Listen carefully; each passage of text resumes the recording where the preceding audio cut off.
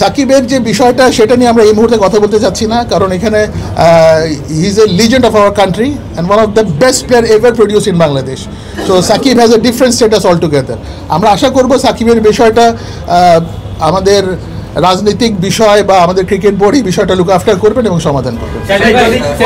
ইলেকশনে কেউ জিতলো, কোনো পদে আসলো, তারপর ইন ফিউচার যদি বিসিবিতে চাকরি করতে যায় বা কোনোভাবে ঢোকে, সেটা কি তখন কিভাবে হবে আসলে?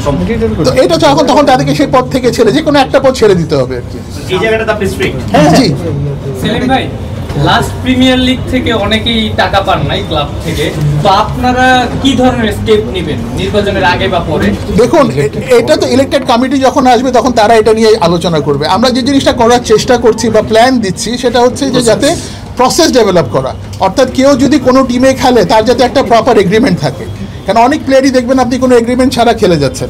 তো যদি এগ্রিমেন্ট থাকে তখন আপনার বলার একটা সুযোগ থাকে যে আমার এত টাকা কন্ট্রাক্ট হয়েছে, এই কন্ট্রাক্টের এগেনস্টে আমি এত টাকা পেয়েছি, এত টাকা বকে আছে। আর যদি মুখে মুখে হয় তাহলে কিন্তু বলার কোনো সুযোগ থাকে না। তো সেই বিষয়টা আমরা ফোকাস করতে চাই।